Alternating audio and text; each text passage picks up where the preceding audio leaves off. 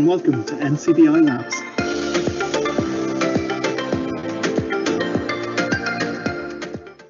So it's Jude Maher back in the hot seat this week after being away last week. And my thanks go to JP Corcoran for standing in last week with another great show. The experience doesn't seem to have entirely scarred JP. He's going to be back with us this week. With Daniel Dunn as well, our regular guests, of course, a regular panel to talk about a number of the pieces of technology that is really helpful to anyone experiencing sight loss. Now, JP is actually even going to be with us through the Meet the Team section this week. He's going to be going from one hot seat to another. He's going to be our guest this week on Meet the Team.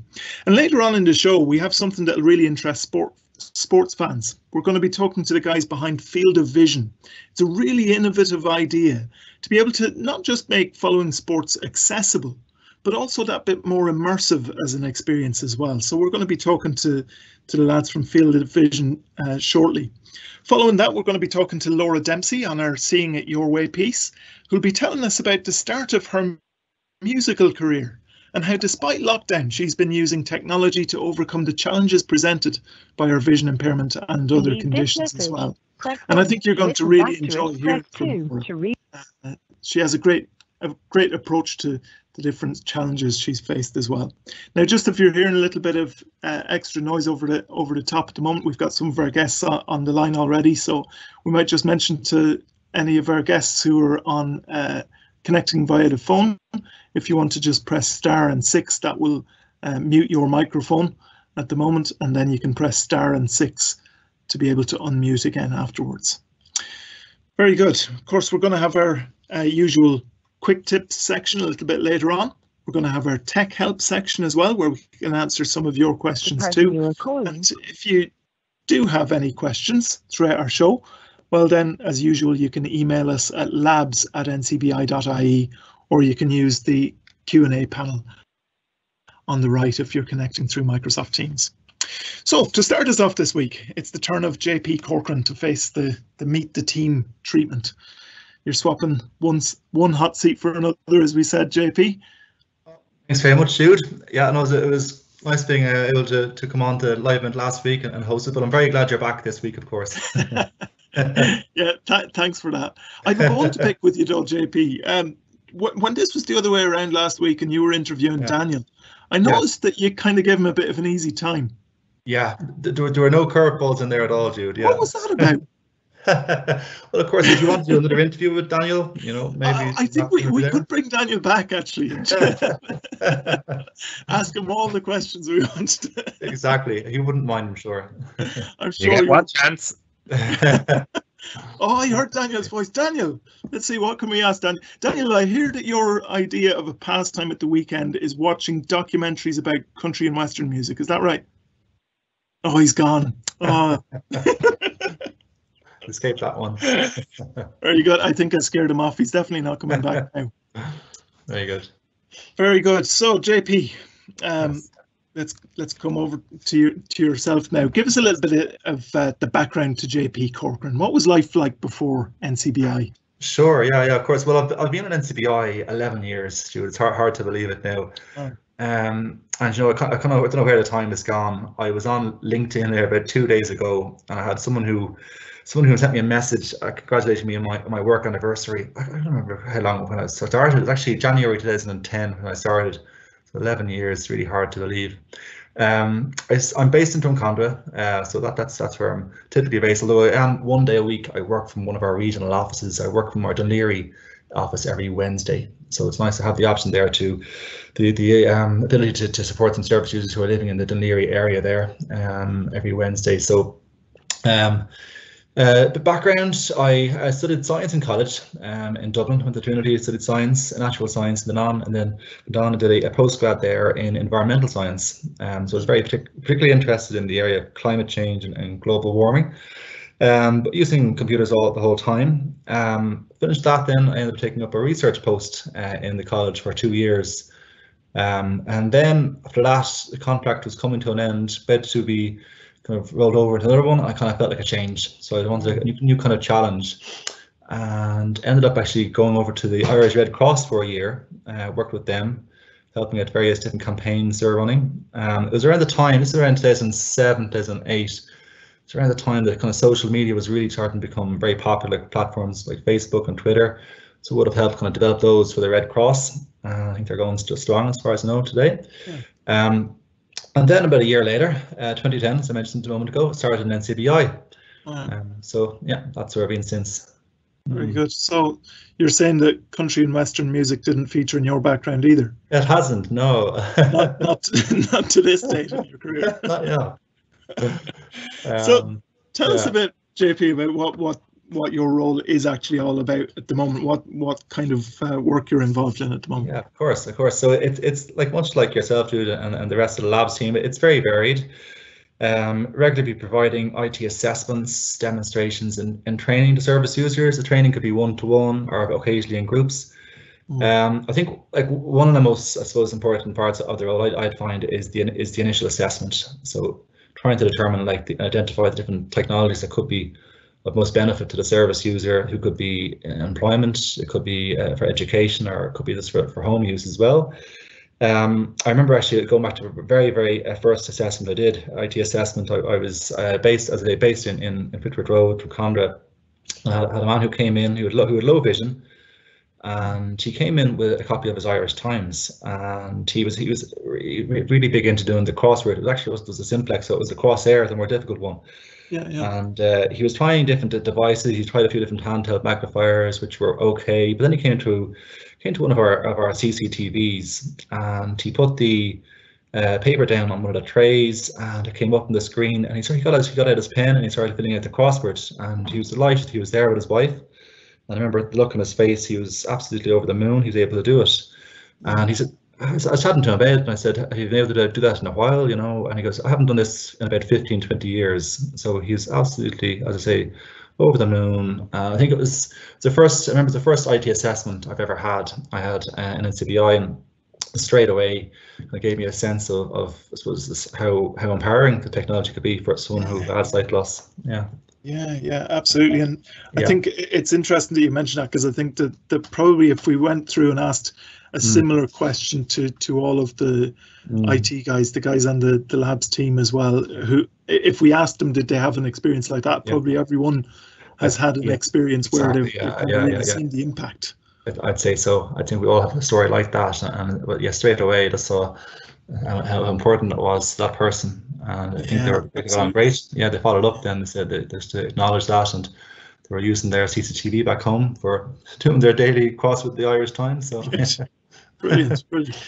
And how has your role changed over lockdown and things, JP? Anything sort of specific or project work or anything that you're doing at the moment? Well, I think like with everyone else, big focus on over the last year or so on moving a lot of our support and training online. Now I know we have been in occasion in the office in between lockdowns, but generally speaking, a lot of the focus has been much more online.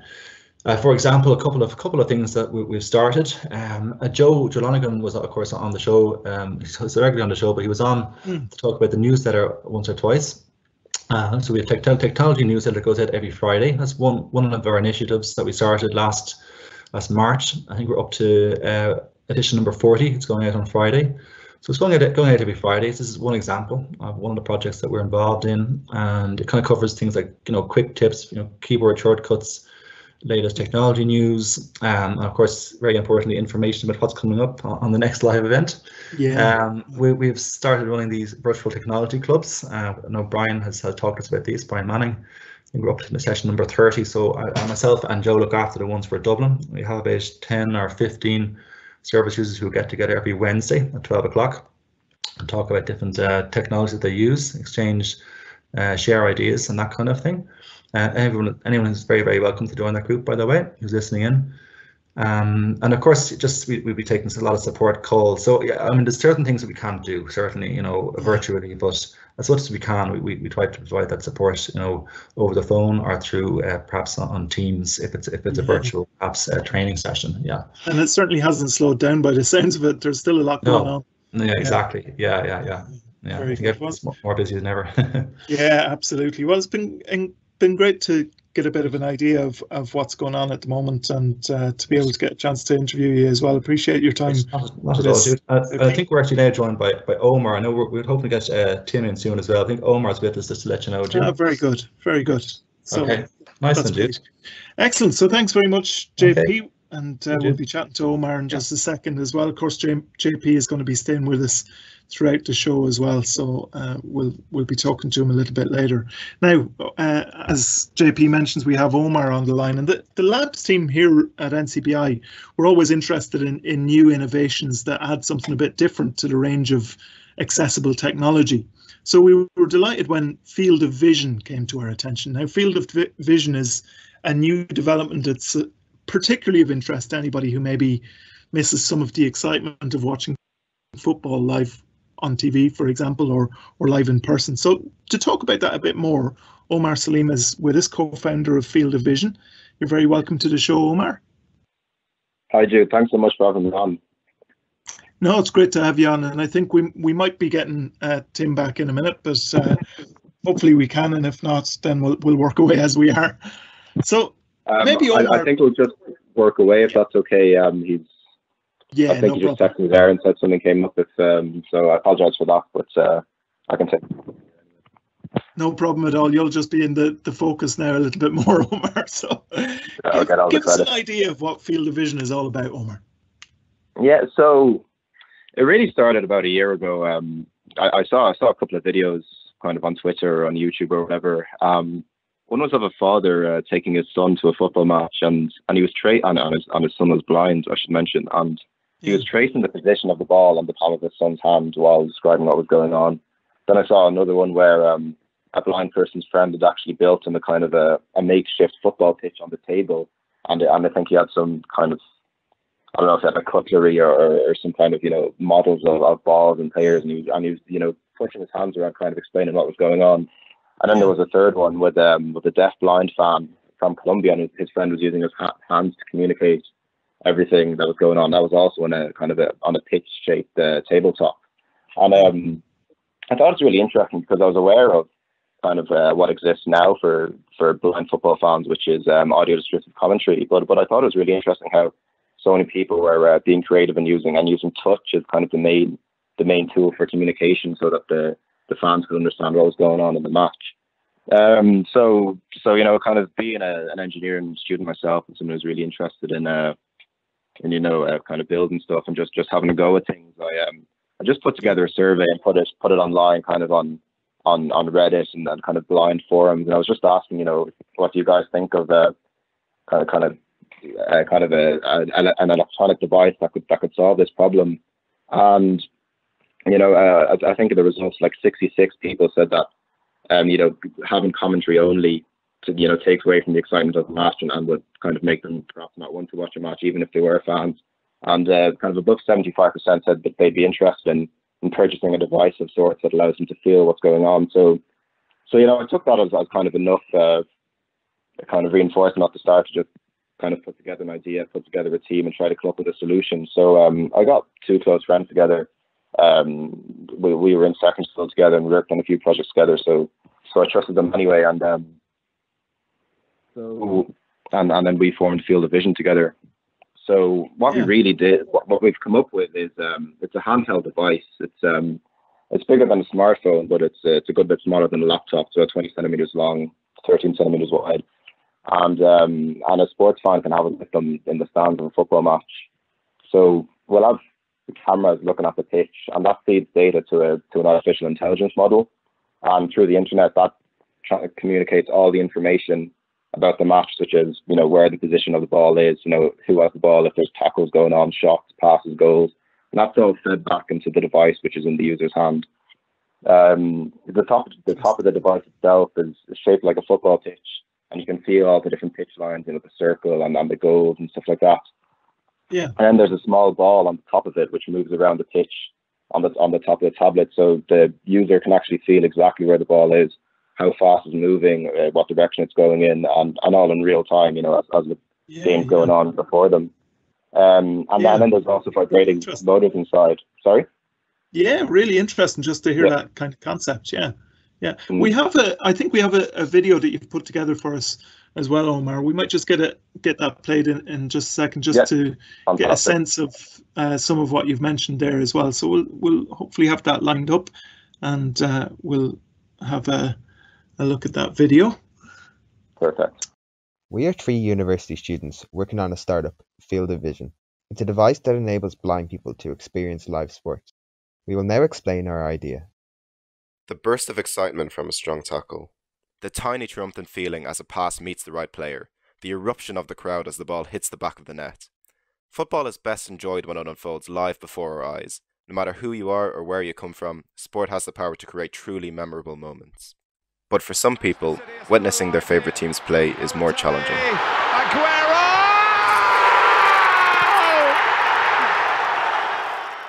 Hi, my name's Robbie and I'm blind. I have a keen interest in sports and follow it. I try and follow it the best I can, for instance on the radio, but I don't always get that full picture in my mind. A pie chart demonstrates that 43% of visually impaired people in the UK are football fans.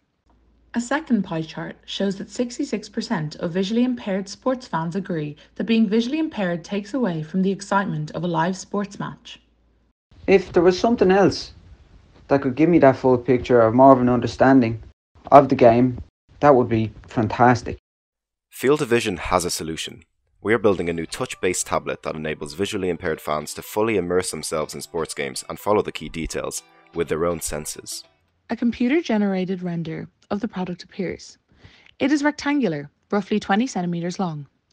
The top surface is green, with grooves depicting the lines of a football pitch. A small circular disc, similar in size to a gaming controller thumbstick, moves freely around the pitch before entering the goal on the right-hand side. We use our very own AI algorithm to track the position of the ball during a game and then feed this position back to our device. A football match is shown. A red circle with coordinates surrounding the ball as it is kicked around. The user places their palm on the tablet, allowing them to feel the movements of the ball around the pitch in real time. A person is sitting with a match viewing device. This is a prototype version made with a 3D printer. His hand is placed on the device and his middle finger on the green movable fingerpiece representing the ball. The fingerpiece is moving automatically around the pitch and the user feels where it is going. Vibrating motors translate actions such as passes, dribbles and tackles. Audio commentary can be used to fill in any gaps if desired, without drowning out the atmosphere of the crowd. Our tablet is portable and fans won't be confined to accessibility sections.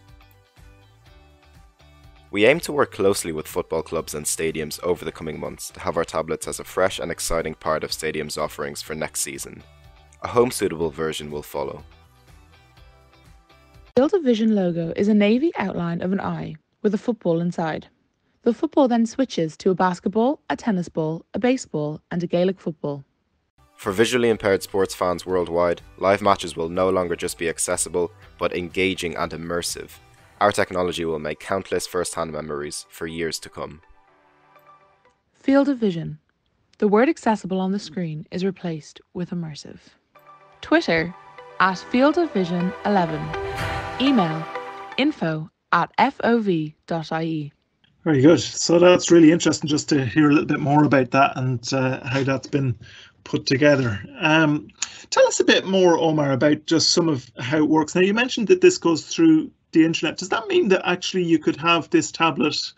Could you have this tablet at home as you're watching a football match? That's what we'd hope for eventually. It's there's a lot of kind of red tape and hurdles when it comes to, you know, kind of broadcasting matches at home, even if it's just the coordinates themselves. So we're actually starting to connect with some kind of commercial solicitors and the likes in the Premier League, so that we can actually just talk to them about, you know, how we can make it official and legal kind of broadcast just coordinates on their own. But yeah, a home version would be fantastic. You know, there's no reason technologically why it couldn't work, and it would probably be probably be easier to use in a lot of ways. But we're starting out with kind of stadiums themselves and football clubs themselves, because we can see a clearer path in terms of rights and the likes that way. Yeah, interesting. And just the actual kind of experience of it, somebody just rests their hand on the top of it, they feel this like the virtual ball, if you like, but it's, what is it, the size of maybe a 5-cent piece or something like that. Yeah, exactly. Like just the size of I suppose the top of your finger. I think 5 cents is probably exactly it. Yeah, and then that moves around, and you're kind of, your hand is just following it as it moves around. It's telling you where you are on the pitch. That's a really interesting kind of a setup. I noticed that obviously the video there maybe gave a little bit of a sense of how it could be used in terms of football matches. The idea of that broadening out a little bit was kind of alluded to at the end. Is that something that's likely to be coming early on in the development of it, or is that something that translates really easily to some of these other sports as well? It all translates really easily. Like we're going to start off with football because we've seen that there's a large enough fan base with football, and there's enough of a market for us to kind of go that way.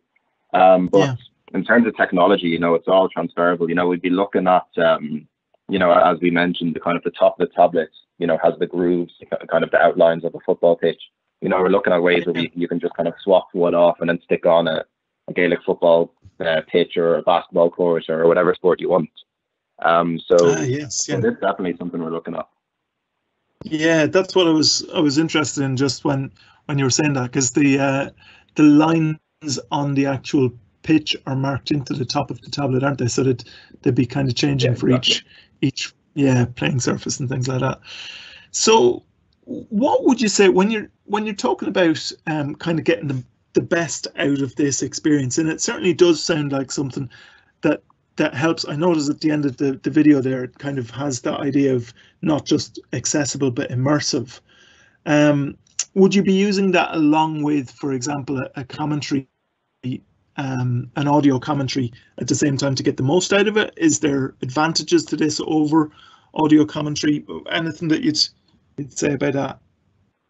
Yeah, so I think the main difference, if you look at them, kind of separately, is what we're going for is the user, perhaps for the first time in their lives, kind of feeling what's going on in a match with their own senses and kind of making up their own mind about what's going on, rather than kind of listening to a commentator's interpretation or relying on someone else's interpretation or senses. So I think that's going to be a really liberating thing when someone can actually just feel exactly what's going on, with their own sense. They'll know exactly kind of, if Liverpool are playing better, if they're on the front foot, if they're on the back foot, if there's a great tackle or whatever, and they can kind of make those things up for themselves, which I think is quite unique and exciting. But then, of course, at the end of the day, you can't beat a good commentary or a good audio description, and we're aware of that and we appreciate that. So I think to start off with, we're going to be looking at, the device itself has earphones. It can either be connected wirelessly, like to AirPods, or just like with an earphone jack to normal earphones. So our first kind of assumption and our first test is going to be using like radio commentary. So it's much more detailed than a TV commentary, but it wouldn't be as detailed as specialized audio descriptive commentary. So we're going to look at that as a balance first, and then we're going to see what the users think. If it's too much, if it's not enough, and then we can we can figure out if we need to include audio descriptive commentary as well. Yeah. Very interesting.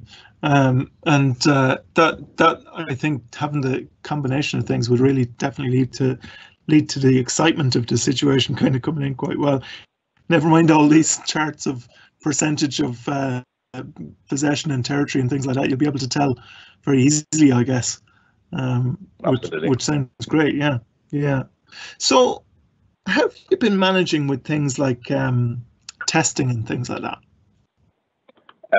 So the path so far has really been about kind of developing the technology itself. There's the hardware side and there's the software side as well. So up till now, kind of in between university and the rest of life getting in the way, we've gone to a stage where we've gotten a solid prototype out of both the kind of the hardware and the software as well. So our next real step is to actually test it with users, because what's the point of building someone if no one's going to use it? So the next test is users. So we're looking over the next month to get between 10 and 20 of them manufactured initially, kind of with the design we have, and and then dish those out to people at their homes, which they can use. So we'll set up a program of matches that you can watch with it. If and we won't be charging at that stage, so it's it'll be kind of an open program, an open test. So is that something that maybe some of our listeners might even be able to help with? Yeah, absolutely. So if there's anyone even semi-interested in this, and maybe even better if there's someone who thinks this is an awful idea and wants to get in touch with us. We've had a lot of we have a good base of kind of visually impaired fans ourselves who we've gotten in contact with, and we've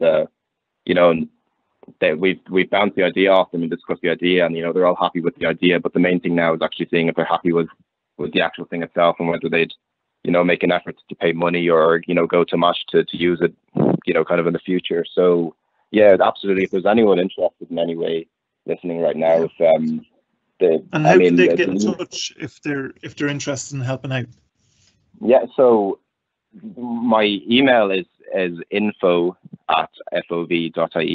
or I can give my phone number. Would that be helpful? Yeah, if you're happy to. Yeah. Yeah, so it'll be 085 211 7505, and if it's easier for people to get in touch with Jude, I suppose. I don't think you'd mind too much passing information on, would you? No, that's fine. Yeah, so if anybody has any difficulties getting in touch directly with Field Vision, you can always get in touch with us here at labs@ncbi.ie, and then we'll be sure to pass on that information as well. So just one other thing that I didn't kind of mention earlier, just when we were talking about how it works, Omar, is there a way of some of the sort of specific actions on the field being fed back? So as opposed to just ball movement. So let's say there's a crunching tackle. Is there going to be kind of use of haptic feedback or anything like that helps in those situations, or is there possibilities of those things in the future? Yep, absolutely there is. So that's one of the main features, as well as the ball itself. I may have missed it actually, but yeah, there's vibrating motors inside of it. They'd be more similar to the ones in a video game controller rather than the kind of the tinny ones in your phone. So they created like a really deep and smooth rumble.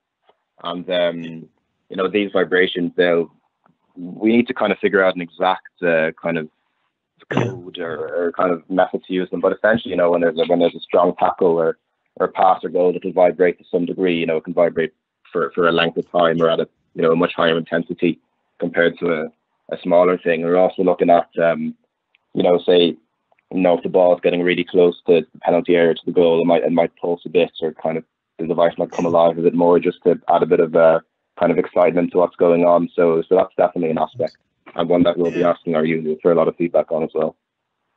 Yeah, and I guess I was just thinking, actually, I guess that's the very thing that when somebody's testing it, they can kind of give you that feedback as to how intuitive it seems to be when they're getting that feedback from the tablet as well.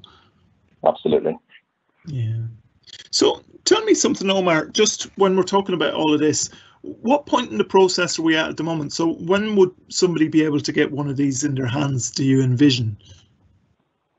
Yeah, so our main plan is to have our test, so to speak, with the the kind of 10 to 20 people in time for the European Championships over the summer, if that's going ahead, hopefully.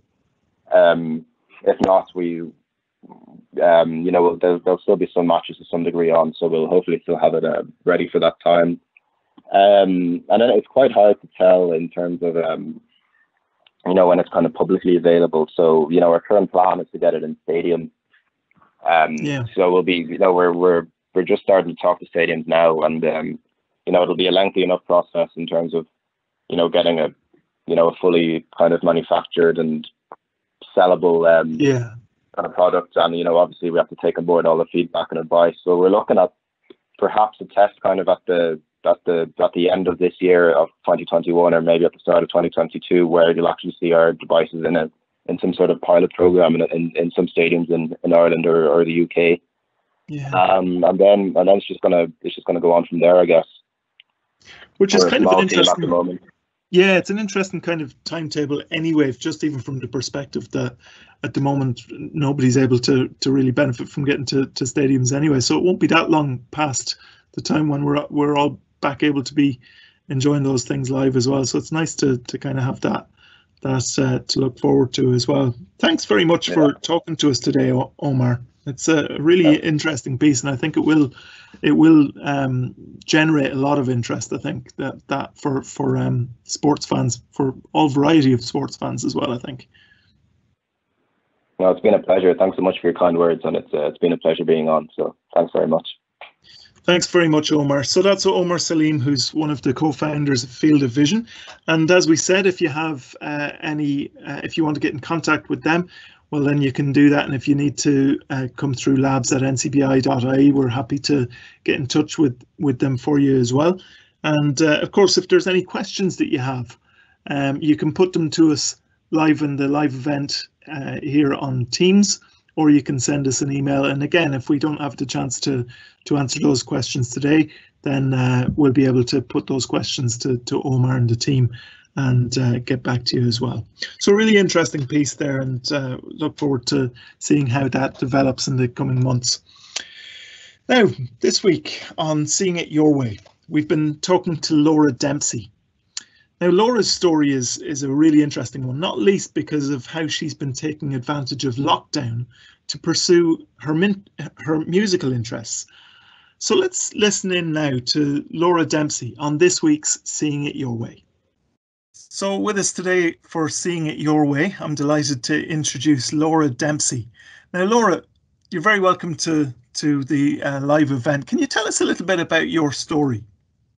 Well, I'm grew up in Tala with my mum and my dad. My mum Denise, my dad Michael, and my sister Gemma. There was only the four of us, and my mum and dad and my sister, we all get on really well together. We're such a close family, and the two of us, the two children, like the two of us, we get treated exactly the same as well. That's very important as well. I was born with spina bifida and hydrocephalus, and the hydrocephalus means that it's water, a buildup of water on the brain, and that is how I started going blind from the age of 3. My dad noticed that I was doing things different to other children at the age of 3. So when we were away on holiday, and when we came back, they brought me to the hospital, and I was told, or they were told, that I was blind completely.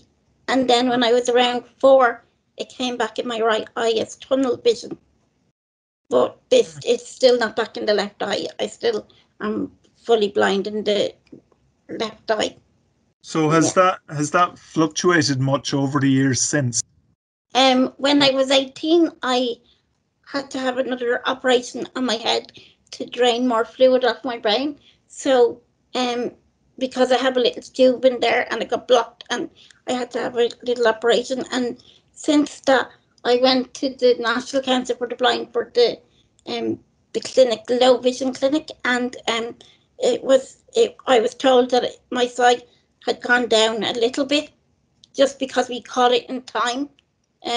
We caught it in time with my problem with my valve in my head. Okay, so that stopped it being too much of a deterioration at that point. Yeah. Okay. Yeah. Okay, so tell me just a bit about growing up, Laura, and where you went to school and what that whole experience was like. Where did you go to school? I went to school in School Makua on the old Nanga Road in Clondalkin. It's a school especially for people with different disabilities as well. It was run by this the Spina Bifida Association, but now it's run by the CRC Central Medial Clinic in Clontarf. Okay. And did you notice, kind of as you were growing up, were you quite aware of specific challenges that you might have faced that maybe others didn't, or was that something that was maybe not so much something you were overly conscious of? Not till I got to a certain age, and then when I was about maybe 15 or 16, I started to think, hang on a minute, something is different here. Something's not right. I'm not doing what my sister is doing, or I'm not doing what my mum and dad are doing, or I'm not doing what my friends are doing. So that was that. And how did that affect you? How did you kind of cope with that? At the time, I didn't really think about it. It was much kind of later on in life that I kind of got I got a bit down in myself, and I was diagnosed then with a mild depression because of it, because It just got to me, and yeah.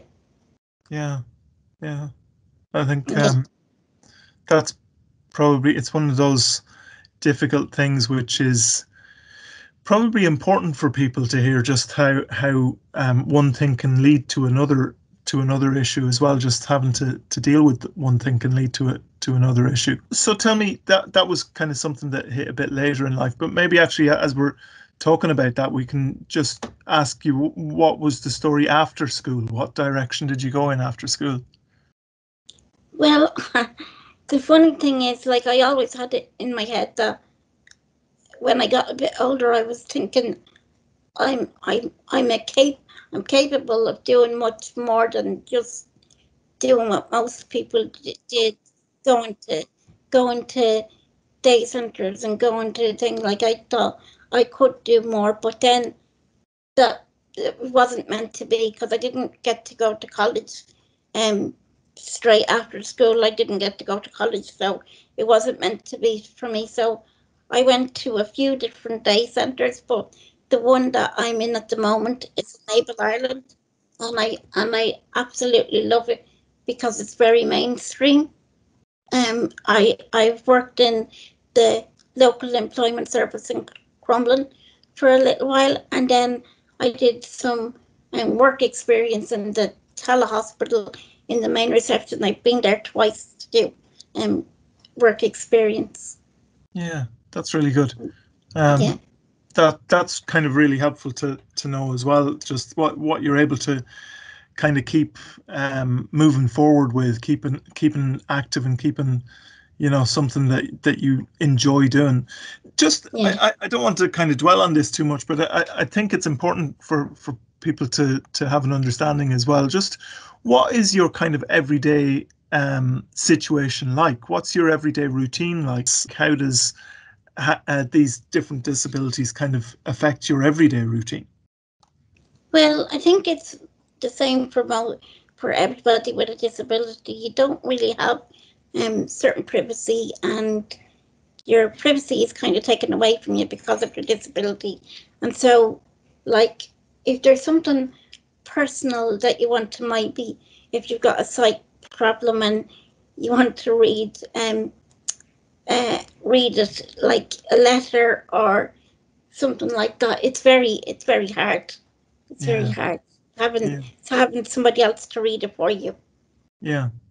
So would you have used technology much to kind of help you with that?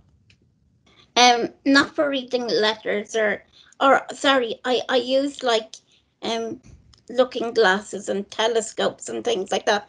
But because of my sight, I found it, my eyes and my head used to get very sore from reading. So I now just use JAWS on the computer. So on the laptop. So most people would send me emails rather than letters now. And I also use my iPad, which has voiceover, and my phone has voiceover on it as well. So I can send text messages and read text messages and use WhatsApp and everything else, just like everybody else. Very good. And from what I understand, Laura, that's not just limited to kind of social things or just pastimes. I believe you've got quite an interest in music that you've been able to kind of, that technology has enabled you to work away on in recent months as well. Is that right? Yeah. It started a few years ago. I got in touch with a lady called Sinead Troy, and she's in a place called Ischia.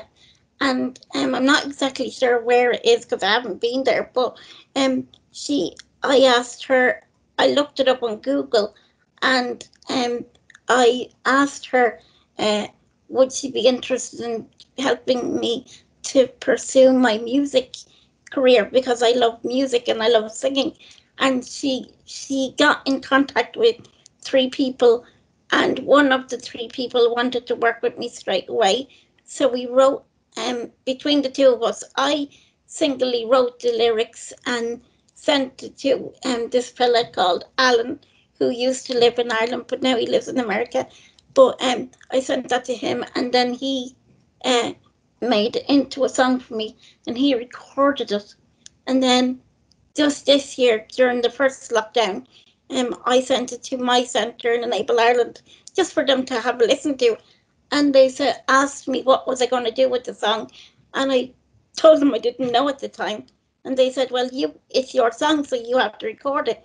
And I said, yeah. So they got in touch with a man in Microsoft, and his name is Peter, and he put a music mix to it, and he helped me to record it, and I recorded it through my phone, and I sent him the audio of my voice with the phone, and he put the music and the sound together, and he did the same with the second song, which I recorded this year with a man called Fiat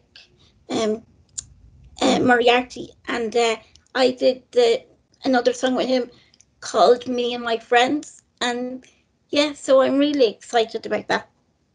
So where do you get the ideas? You were saying you do the lyrics as well. Where do you get the ideas for your songs? Well, they were basically just about my family and my friends. Both of these songs are that I've just done now, but I just kind of look into everyday life and things that I do and things that I enjoy and come up with the ideas that way. Yeah, very good. Yeah. It's quite interesting to hear that you've been doing that, because that's all happened during the time that the whole lockdown has been on as well, has it? Yeah, I haven't had a minute. And also, if I could say very quickly, yeah. I'm typing a book as well about my life story. Wow. But I've been typing it for a few years now, so I am nearly coming to the end. And I know people have heard me say that so many times, but I am coming to the end very soon. So people can look out for that fairly soon. Yeah. Very good.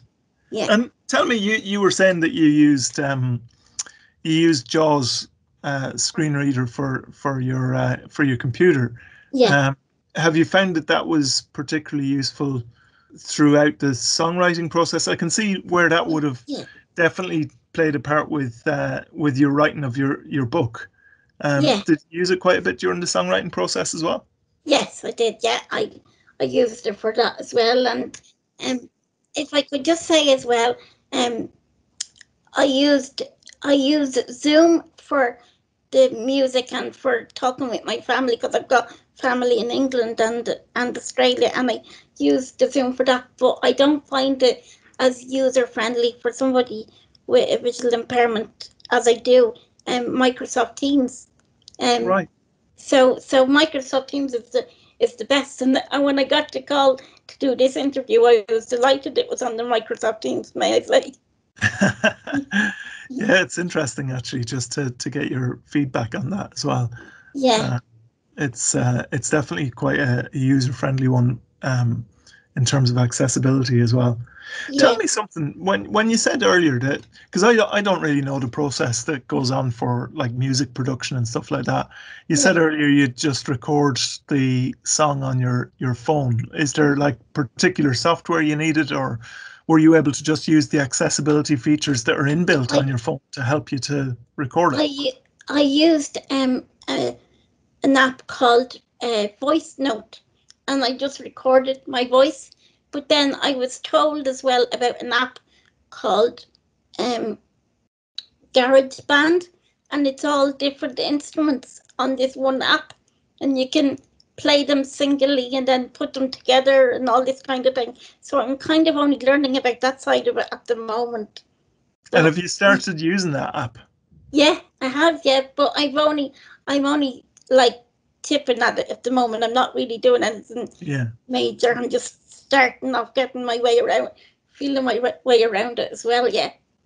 So how is something like that for accessibility then? If you're using kind of like a mainstream app, do you tend to just put on like voiceover or something like that on your phone? And yeah, I use that helps you voiceover for everything, like I do with the JAWS on the laptop. I use the voiceover for everything, and it's really, really user friendly as well. Yeah. Yeah, Yeah. brilliant. Yeah. Very good. Yeah. Really interesting to hear how you've been able to do those sort of projects over the last kind of number of months when people have maybe struggled to keep in touch, and yet you've been able to be going out getting music produced and continuing on with writing your life story as well. Yeah, yeah. I've kept myself very busy, and people are kind of surprised, and people like that know me and know that I have suffered from my bit of depression because of my disability. And right now, I just don't feel like I've got a disability, like at all. I don't feel even like I've got a visual impairment because I'm doing something that I love, and it didn't restrict me. So, yeah. Brilliant. That's It's brilliant. really, Yeah, that's amazing. yeah. I think that's such a positive thing for people to hear as well, because I mean, we started talking in the interview today, Laura, about just some of the challenges that you faced growing up, and even some of the impacts, or the kind of impact that had on you long term. So to hear where you're at the moment and what's enabled you to be there is incredible. It is. It's very rewarding, and it's quite emotional in a way, because I would have never have thought of doing this, and I would never have thought of like I went on Microsoft Teams with Enable Ireland the other day, and there was this group, not this group, but these people, and they were doing an activity with a few of us, and one of the two ladies went, "Hang on a minute, is that Laura Dempsey?" And I said, "Yes," and she said, "You're the girl who wrote those two songs, Me and My Family." No, sorry, "This Is My Family and Me and My Friends." And I said, "Yes," and she said, "Oh my God," she said, "I've listened to you on YouTube and Spotify and everything." And I said, "Oh, thank you very much." And I didn't know what to say after that. I was kind of shocked. You'll have to learn how to deal with the fame now, Laura. Yeah. The celebrity status that comes with it, yeah. I know, it's amazing. It's absolutely amazing. Yeah, and sorry, actually handy for you to mention there just where you can listen to those songs again, if you just want to repeat there for anybody who's wants. Yeah, you can listen on Spotify, YouTube, iTunes, and there's many other websites that I'm not too familiar, but I know those three off by heart. Yeah. It's been very, very, really good fun. Yeah. That sounds really good. So tell me something then. If you were to, maybe just the last couple of questions on this, because I think it's so interesting hearing a whole journey there of your life. And obviously we've only got a few minutes to talk, really. Yeah. But to hear the whole development and how you've been able to really pursue things that have been a great interest to you, with all of that in mind, could you give us an idea, where is technology on the list of things that have made a positive impact, that has helped you to be able to do these things? How important has technology been? Oh, extremely important. I wouldn't have done half of the stuff I've done without it, to be honest with you. Yeah. No, I wouldn't have done half the stuff. And if I could just mention one of your colleagues that you used to have there, Stuart Lawler, he actually got me going on the JAWS. So it was without him I couldn't have done the JAWS. So yeah. Brilliant. Very good. Yeah. He was really good with me. Yeah. Yeah, I think a few would remember Stuart, and we had him on the show there last year as well. We did an interview with Stuart. Yeah, so I heard that one. Yeah. Yeah, it was really good. Yeah. Yeah, that was nice. I think a lot of people remember Stuart. Tell me, what advice would you give to somebody with sight loss? Maybe even somebody who's going through the challenging parts at the moment and are struggling to kind of cope with the effects of that. Is there any particular advice that you could give them to help them? I would say use the VIP group as well, because that's very good. Because I would often get the emails from them as well, and I love to take part in those as well if I can, if I'm able. Like if I know what they're asking, I would take part in it too. Because it's really good to know that there's other people out there that just have the same thing as you, and that you're not alone, and all of that kind of. It's not that it is a support group for that, but it helps to know that there are other people that are out there and do have the limitations that you have, and then they can help you whatever way they can. Yeah, very good. Yeah. Any other advice that you'd give to somebody? Well, I would definitely say, if there's a new product out there, give it a go, definitely, and see if it helps you. I would recommend that you get it, because sitting here at the laptop and typing my life story and typing my lyrics to my songs and all of that kind of thing, there'd be no chance of the laptop even being open if I didn't have the JAWS screen reading software, or there would be no chance of my iPad being turned on if I didn't have the voiceover activated, or voiceover, because it just wouldn't work for me. Yeah. I wouldn't be able to see the screen. Yeah. So I'd recommend any bit of technology that you get, you give it a go, but don't be afraid also to tell them, no, that's not for me. If you can't work it, don't be afraid to say, it's not for me. I can't use it, and then you'll just get something that will suit you. And I think that's the key thing there, just to not be afraid to say that it does suit you or it doesn't suit you. Yeah, I think that's really good advice, because people, that kind of takes the pressure off people then, doesn't it? It's like you can try something and it's fine to not like it. It's fine to not find it really helpful. Yeah, absolutely. Then if you're going at it with an open mind, then you can try out a few other things and just wait until you get the right thing. Yeah, and as well as that, it might cost you a good few bob. So, like, you're better off getting something that will suit you and that you will get the benefit out, and you will get your money's worth out of it as well. Yeah, absolutely. Yeah. No, I think that's really good advice. Well, it's been a pleasure to talk to you, Laura. I really appreciate you coming onto the show and telling us a little bit about your story and the things that you're interested in, some of the things that you've been pursuing as well. And great to hear about your budding musical career as well. We'll keep an eye on that. Thank you so much. Thank you. All the best for the future as well with that. Thank you very much. Thank you.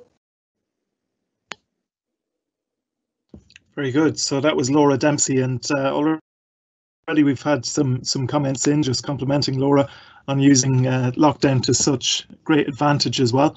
And certainly that's something we agree with. She's definitely used that time to the best there in pursuing her musical interests as well. So really interesting to hear Laura's side of that and how she went about that.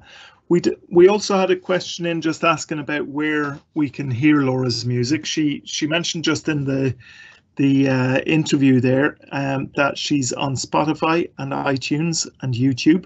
So those are maybe three of the bigger ones, and I think she mentioned a few others as well, but those would be the main ones. So if you want to check her out on Spotify or iTunes or YouTube, you'll be able to do that. And just on the question and answer panel on the right hand side, if you're connecting via Teams, you'll actually find that the link is there as well. One other question just from earlier on with our interview with Omar, somebody was asking just how can we contact Omar. Well, his email address was info@fov.ie, so field of vision, FOV, info@fov.ie, if you want to get in touch with the guys there at Field of Vision.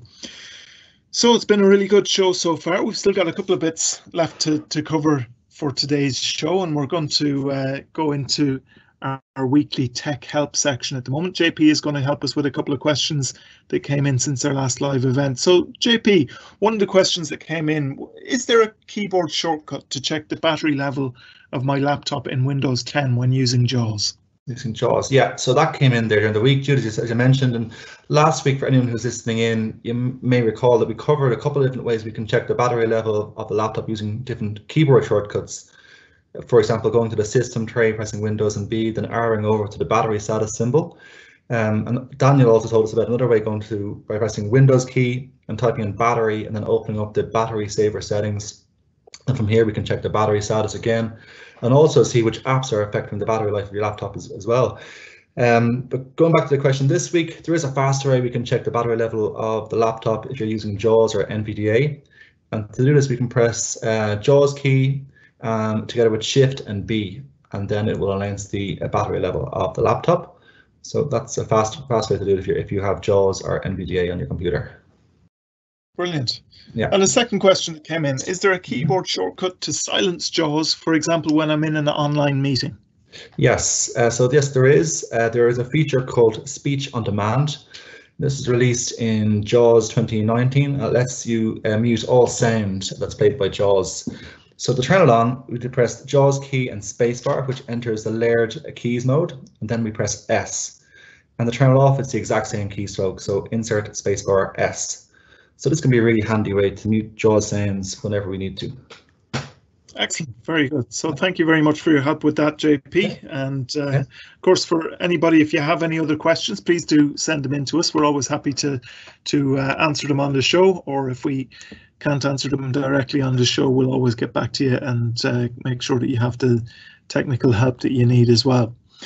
So we still have our quick tips section this week to go. So we're going to have Daniel back with us this week for the quick tips section. And I believe you have a couple of tips for navigating around the screen on both TalkBack and VoiceOver, Daniel.